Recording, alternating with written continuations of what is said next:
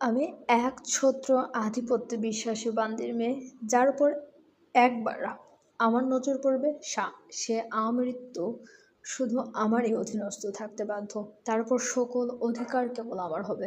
Even no one can dare looked on them. তুই হয়তো ভুলে যাচ্ছিস বান্দির মেয়ে, তুই আমার শিকার। তোর ধ্যান জ্ঞান সবটাই কেবল আমার। এই শ্যাডো মনস্টারের আধিপত্য থাকবে। থাকবে মানে থাকবেই, সেটা তুই চাস বা না চাস, আই ডোন্ট কেয়ার। তোর দৃষ্টিতে আমি বাদে অন্য যে কোনো কিছু প্রাধান্য পেলে আমি তার অস্তিত্ব এভাবেই মিটিয়ে ফেলবো, ধ্বংস করে ফেলবো সব কিছু। জাস্ট মার্ক মাই ওয়ার্ডস বান্দির মেয়ে। থামল রূঢ় মানবের কর্কশ কণ্ঠ। পা দুটোর গতি এখনো সচল তার। রুক্ষ পায়ের শক্ত পাটাতনে নির্বিকারে দেবে যাচ্ছে একের পর এক তীক্ষ্ণ সীসার টুকরো। যুবকের মুখাবয়বে সে কি আধিপত্য বিস্তারের আগুন।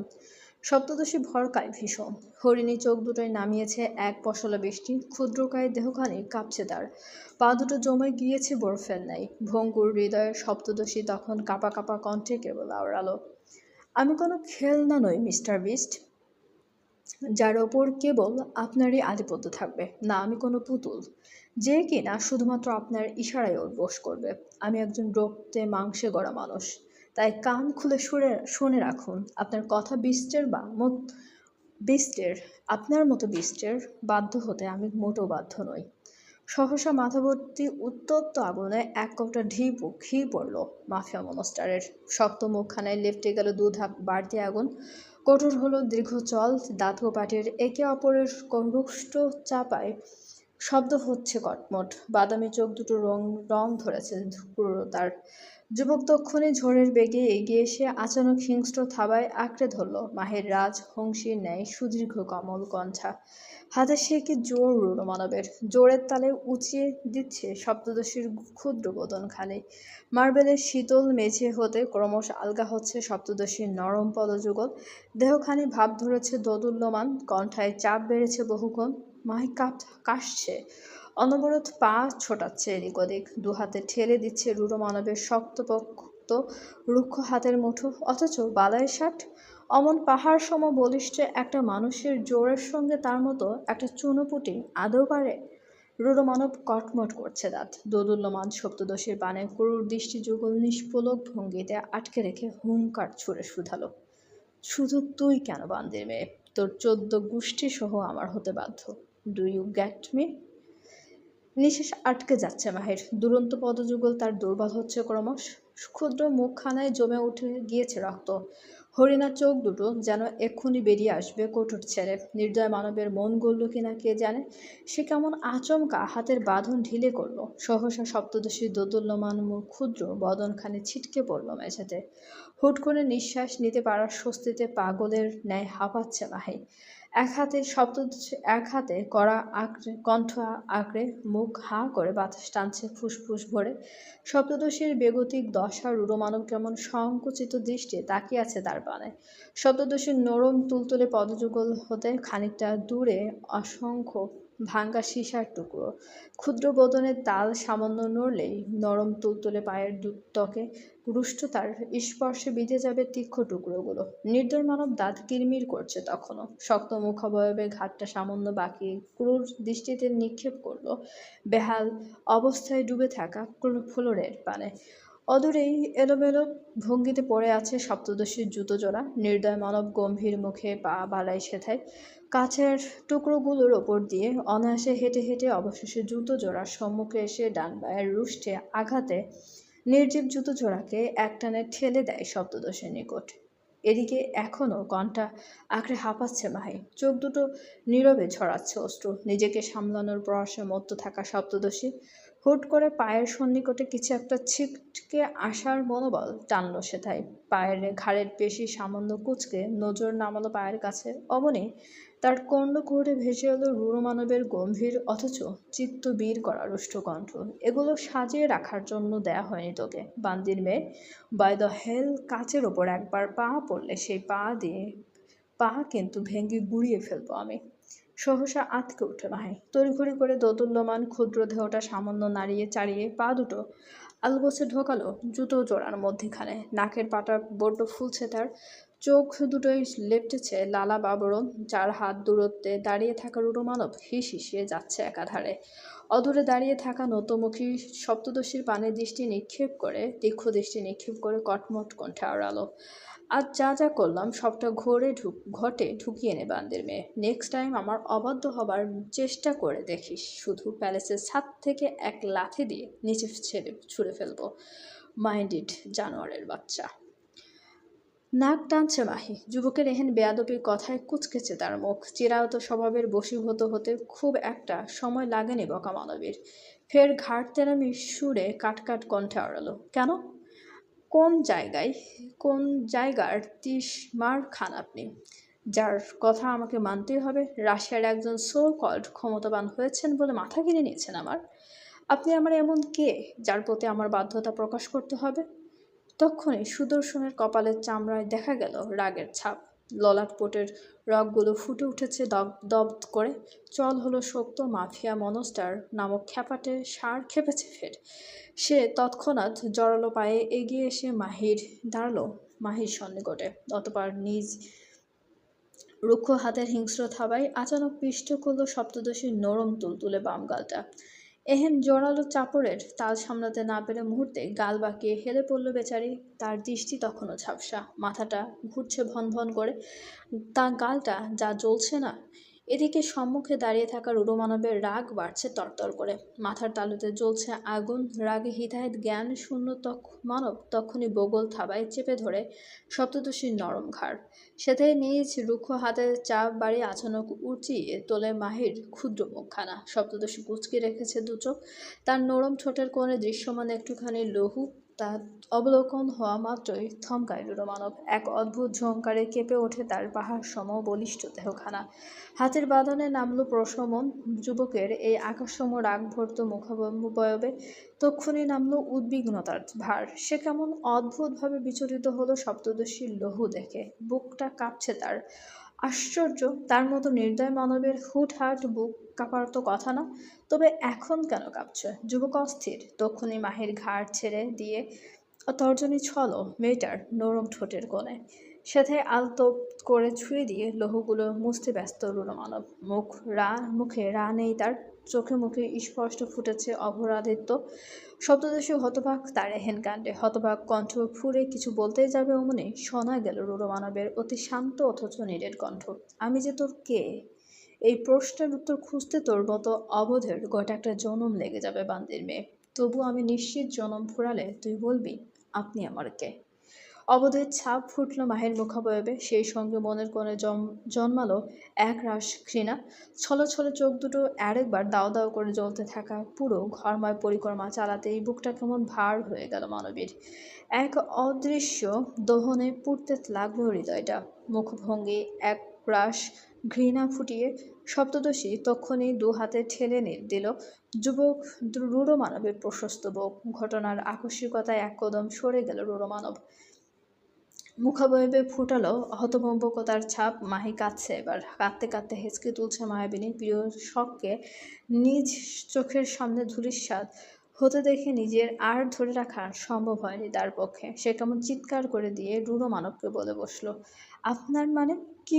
কি আপনার মনে কি একটুও মায়া নেই বিস্ট? একবারও আপনার হাত কাঁপতো না এসব করতে? বইগুলো কি এমন ক্ষতি করেছিল আপনার? ওরা তো বোবা, প্রাণহীন। বই তো কারোর শত্রু হতে পারে না।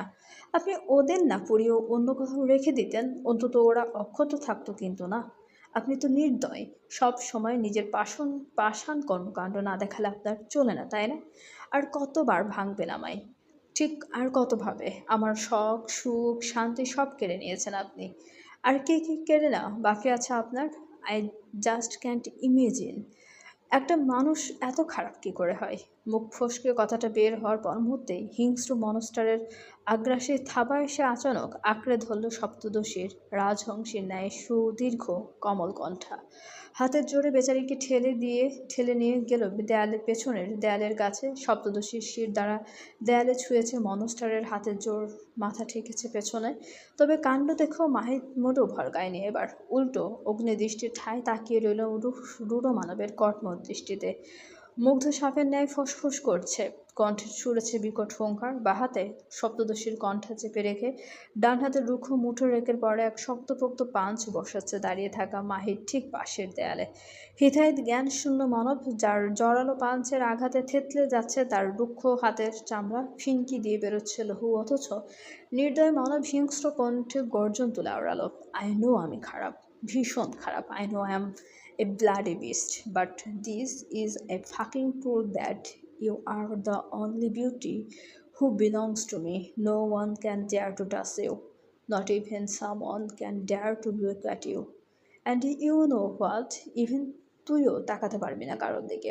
আমি ছাড়া তোর ওই দৃষ্টিতে যা যা উঠবে, হোক সেটা মানুষ কিংবা কোনো জড় বস্তু, এভাবেই তাদেরকে ধ্বংস করে ফেলবো আমি। আই রিপিট, পুরো দুনিয়া থেকে তাদের অস্তিত্ব চিরতরে মিটিয়ে ফেলবো আমি। Do you get that beast? সপ্তদশের চোখে মুখে হতবকতার ছাপ স্পষ্ট। যুবকের এহেন আগ্রাসী কণ্ঠের আধিপত্যে ঘোষণা বোধ হয় কাঁপন ধরিয়ে দিচ্ছে তার সর্বাঙ্গে। মাহি তক্ষণই চোখ খিঁচল, রুক্ষ দাঁতের দুষ্ট স্পর্শ নিম্নাংশের নরম তুলতুলে অধরখানায় বসেতে আচানক টের পেল তার অষ্টপুটে আলতো করে ছুঁয়ে দিচ্ছে দুটো সিক্ত আঙ্গুল। চট করে চোখ খুলল মাহি, সম্মুখে তাকাতেই ভরকা এসে বিস্ময়ের চোখ ছুঁয়েছে কপাল। রূঢ় মানব কেমন কপাল গুছিয়ে তাকিয়ে আছে তার পানে। লোকটার চোখে মুখে বিরাট অসন্তোষের ছাপ স্পষ্ট। থেতলে যাওয়া হাতখানার দুটো আঙ্গুল কেমন দুষ্টতার সঙ্গে স্পর্শ করছে সপ্তদশীর ঠোঁট। কণ্ঠে একরাশ বিরক্তি লেপ্টে যুবক কেমন কটমটে বলে ওঠে, এই বান্দির মেয়ে, এই খবরদার এই কাজ আর কোনোদিন করবে না, না হলে একদম টেনে ছিঁড়ে ফেলবো কিন্তু। আমি আমার অধিকারের অন্য কারো হস্তক্ষেপ সহ্য করতে পারি না, তুই জানিস না? বোকা মেয়ে কেবল হা করে চেয়ে আছে সম্মুখে, কণ্ঠে নেমেছে বাকরুদ্ধতা। ওদিকে মুগ্ধ কেমন হিংসাত্মক মনোযোগে আলগোছে সপ্তদশী রুষ্ট দাঁতের চাপা থেকে ঠোঁটখানা আলগা করলো। অতপর হতভম্বকতায় ডুবে থাকা মাহের পানে এক পলক খেয়ে ফেলার মতো দৃষ্টি নিক্ষেপ করে তক্ষণই পা ঘোরালো উল্টো পথে। গটগটিয়ে বেরিয়ে যাচ্ছে মাফিয়া বিস্ট। একটিবার ঘাট বাঁকিয়ে তাকালেনও না পেছনে। তাকালে হয়তো ঠিক দেখতে পেতেন একজোড়া সন্দিগ্ধ দৃষ্টি কেমন নিষ্পলক ভঙ্গিতে তাকিয়ে আছে তার পানে। মাহির নজর ঝোঁকায়নি।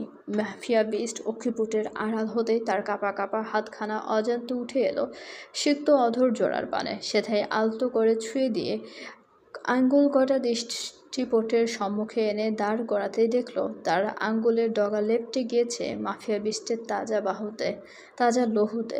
তখনই কপাল গুছায় মাহি, বুক ভর্তি রাগের ঘৃণায় হাতের উল্টো পিঠে অনবরত ডলতে থাকে নিজ অধর যুগল, মুছতে থাকে মাফিয়া বিস্টের ঘৃণিত ছোঁয়াচে লহু। মুগ্ধের ধূপধাপ পায়ের জড়ালো মুখ শব্দে মুখরিত নীরব করিডোর। বেপরোয়াত্ম ছন্ন ছাড়া যুবকের প্রতিটি কদমে লেপ্টে আছে তাজা লহুর ছাপ। থেতলে যাওয়া হাতখানা থেকে ফোঁটায় ফোঁটায় চুইয়ে পড়ছে লহু। যুবক নির্বিকার, ব্যথার লেশ মাত্র নেই তার মুখাবয়বে। চোয়াল ফুটে আছে ব্লেডের ন্যায় তিনতলার করিডোর পেরিয়ে এলিভেটরের পানে।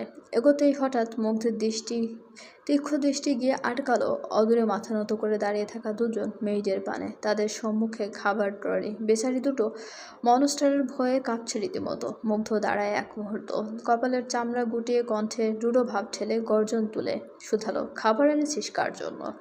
শুকনো ফাঁকা ঢোক গিললেন মেয়ের দুজন। নতমুখে কাঁপা কাঁপা দৃষ্টে মেঝেতে নজর বুলালেন বার কয়েক। এর মধ্যে থেকে ফের কন্য করে ভেসে হলো মুগ্ধের হুঙ্কার, কথা কানে যায়নি তোদের? মরতে ইচ্ছে করছে খুব? তাহা আটকে ওঠেন মেয়ের দুজন। তড়িঘড়ি করে মাঝে থেকে একজন বলে বসলেন, মেয়েটার জন্য। তৎক্ষণাৎ কপাল ভাঁজ গাঢ় হলো রূঢ় মানবের, নাকের পাটা ফুলল ভীষণ। তিতি বিরক্ত মেজাজে সে কেমন হুঙ্কার ছুঁড়ে শুধালো, নিয়ে যা সব, দিতে হবে না। ওই বান্দির মেয়েকে খাবার খেয়ে খেয়ে গলার তেজ বাড়াবে আর গলাবাজি করবে আমার সাথে, বেয়াদবের বাচ্চা একটা, নিয়ে যা সব। মনস্টারের হুকুম তামিল করতে মরিয়া মেয়ের দুজন তখনই খাবার ট্রলের কাঁধ জোরে লেজ গুটিয়ে পালালেন উল্টো পথে। মুগ্ধ মহাশয় তখনও গজ করছেন এলিভেটরে পা রেখে সুইচ টিপতে টিপতে বিড়বিড়িয়ে বললেন, ঘাড় তেরার ঘোরের ঘাড় তেরা একটা, শিক্ষা দীক্ষার কত অভাব।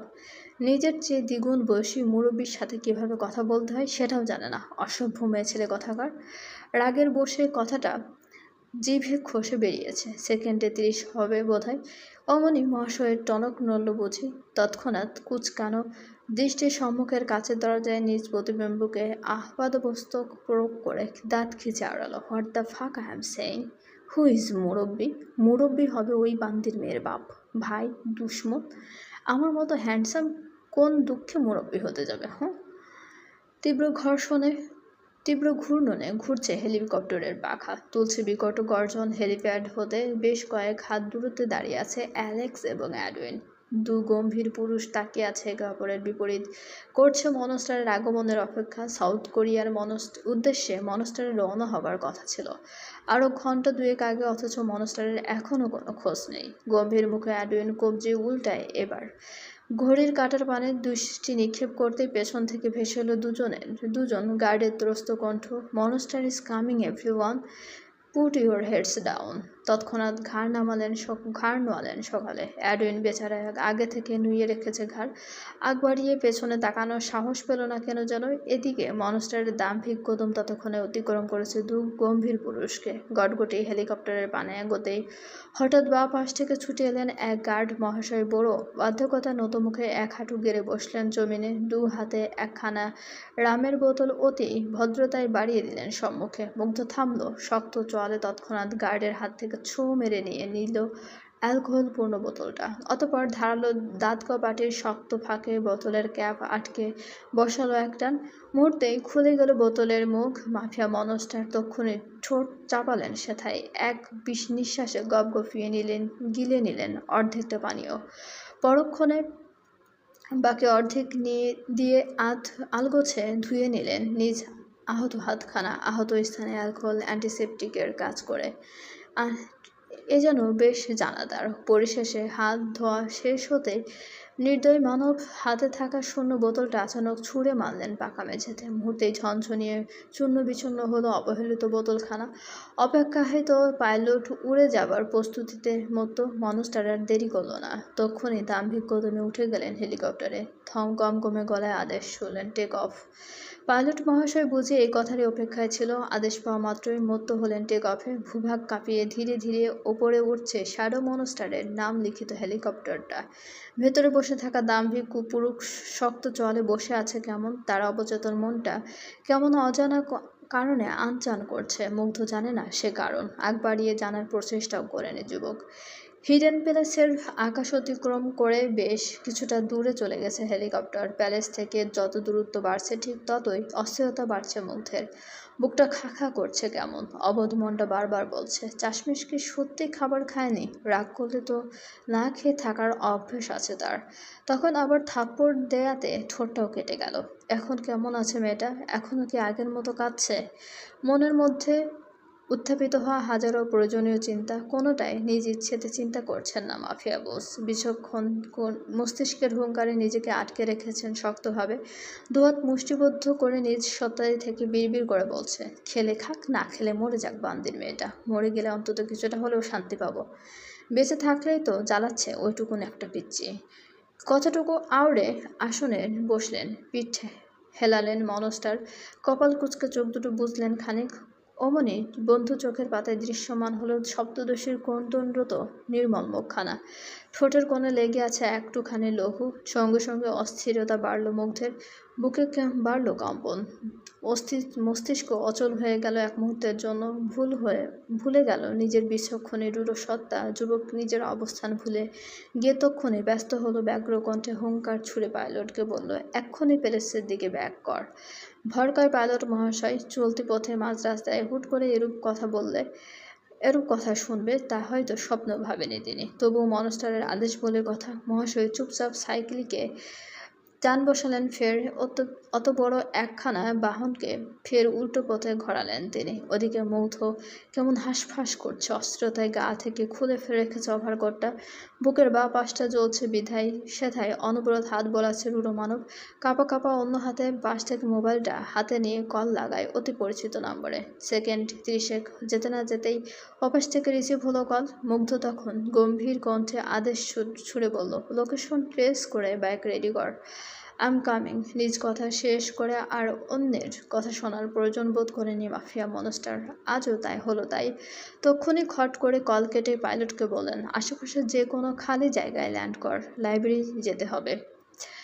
মাথার উপর ঝুম বৃষ্টি, বড় একখানা প্রকাশনা গুদামের সামনে দাঁড়িয়ে আছে বিশাল দুটো ট্রাক। ট্রাক ভর্তি বই তুলেছে মাফিয়া মনস্টারের গার্ডস। ট্রাকে সব ধরনের বই তোলা শেষ হতেই দুয়ার আটকালো ট্রাকের, ধীরে ধীরে টানলো গতি ব্যস্ত রাস্তা দিয়ে। এগোচ্ছে ট্রাক দুটো, গতি বড্ড জোরালো তাদের। এরই মধ্যে ট্রাক দুটোর পেছন থেকে কাওয়াসাকি নিনজা H2R বাইকখানা ছুটে এলো ঝড়ের বেগে। সে কি গতি বাইকটার! যেন বাতাসকেও হার মানাবার। পায়ে দাঁড়ায় মধ্য সে। কালো রঙা একখানা শার্ট পরিহিত বলিষ্ঠ পুরুষ বসে আছে বাইকে, মাথায় কালো রঙা হেলমেট। তীব্র বেগে ছোটার দরুন বৃষ্টির দমকা ছিটেফোঁটাগুলো বুঝি দাম্ভিক পুরুষকে ছুঁতেও পারছে না। যুবক সহসা গতি বাড়ালো বাইকের, হাওয়ার সাথে পাল্লা দিয়ে এগোচ্ছে সে। হেলমেটের আড়ালে লুকিয়ে থাকা বাদামি চোখ দুটো কেমন অস্থির হয়ে ছুটছে সম্মুখে। হৃদয়টা বোধহয় এক্ষুনি দেহ খাঁচা ছেড়ে ছুটে আসবে বাইরে। অবোধ মনটা কেবল বলছে, আমার চাশমিশ আদৌ খেয়েছে তো। চলবে। গল্পটি আপনাদের কেমন লাগছে অবশ্যই আমাদেরকে কমেন্ট করে জানাতে ভুলবেন না, এবং আমাদের চ্যানেলটি প্লিজ সবাই সাবস্ক্রাইব করুন, এবং গল্পটি ভালো লাগলে অবশ্যই সবাই লাইক, কমেন্ট এবং শেয়ার করতে ভুলবেন না। এবং আপনাদের কার কার মনে হয় যে আসলেই মাফিয়া বিস্ট একটা মুরব্বী, নাকি ওনার মতো মনে হয় যে না উনি মুরব্বী না, সো কল্ড ইয়াং? কমেন্ট করে জানাবেন। এমন সুন্দর সুন্দর কমেন্ট পড়তে আমার ভালো লাগে।